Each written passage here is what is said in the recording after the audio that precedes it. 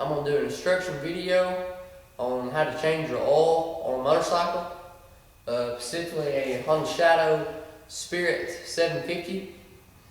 I've looked on YouTube and searched for an oil change video on this bike, and I couldn't find none, so I need to do an oil change, and so I thought I'll make a video of it. Okay, for this next part of the video, I'm going to show you what type of tools that you'll need to change your oil and what type of oil and oil filter I use. First, I'll start out with this. You'll need an oil pan. I got this pan at Dollar General for a couple bucks. Holds 7 quarts oil. Works pretty good. You'll also need a rag and a few paper towels to wipe your hands with, as well if you get any oil on your motorcycle and on the floor. You will also need a 17mm wrench, as I have here. The reason why I say the wrench instead of a socket and ratchet is because where the oil plug is located on the bottom of the motorcycle, it's located near the frame, and you don't have enough room to put a socket and a ratchet on it to take it off, so that's why I use a 17mm wrench. For the oil filter, you will need a oil filter wrench. I have this wristband type wrench here. You don't have to use the wristband type. You can use any type you want to. They all work just as good. And if you don't have an oil filter wrench and you're in the middle of the process of taking your oil filter off and draining your oil and you got to take it off, you can always take a screwdriver and a small one and knock a hole through it and then turn it and twist it and it'll come right off. I really don't recommend it because it makes a mess, but you can do it if you need to. Okay, on the oil and oil filter, this oil filter is a Field-Tech oil filter, if you can see. I got this from the Honda shop for 14 bucks. Usually I always use Honda genuine parts because they're just a good brand, and I never had any problems, so I didn't see why I needed to change. Okay, as I said, that was $14. The oil that I use HP4S fully synthetic motorcycle oil, SAE 10W30. This is put out by Honda as well, as just like the oil filter. This oil is $10 a quart, and for this motorcycle you will need 3 quarts, because after you drain the oil and take the oil filter off, it holds 2.7 quarts. You don't have to use a synthetic oil like I use. You can also use a regular conventional oil.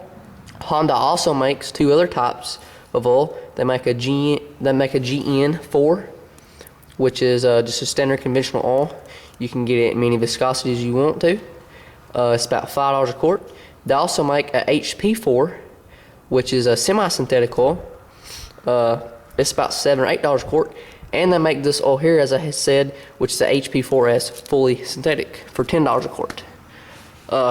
Also, where I live, it gets pretty hot in the summertime, and not only that, I like to have a little bit of extra protection because I ride fairly hard, and so I use a synthetic oil stabilizer. This is a Lucas brand synthetic oil stabilizer. I use the synthetic because I use the synthetic oil, and another reason why I use synthetic is because the other Lucas oil stabilizer is a heavy duty version, and it's a little bit too thick for use on small engines such as this motorcycle. You can pick this up at O'Reilly's, Advanced Auto Parts, or AutoZone for about $17 a quart. And since this motorcycle has a wet clutch, I use approximately 10 to 15%, and since it holds about 2.6, 2.7 quarts, I will approximately use anywhere from 10 to 12 ounces.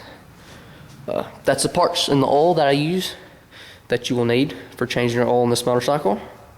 The next step that I'd recommend for this motorcycle, if you're going to change the oil in it, or for any other as well, is I recommend that you crank it up and let the bike warm up to about operating temperature. That way the oil loses some of its viscosity and it gets thinner. That way you can drain the oil more quickly and you have a more complete drainage.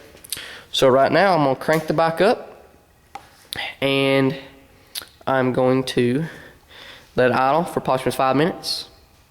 And in my next step, I'll show you what you need to do after this.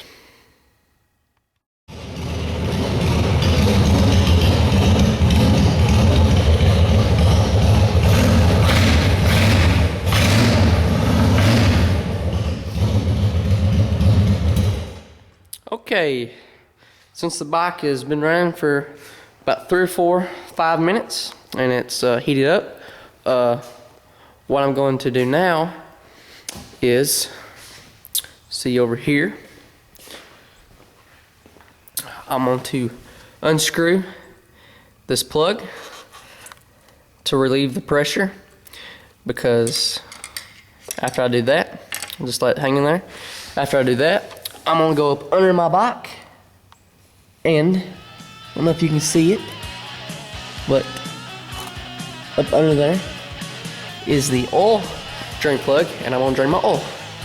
So let me do that, and then I'll show you the next step.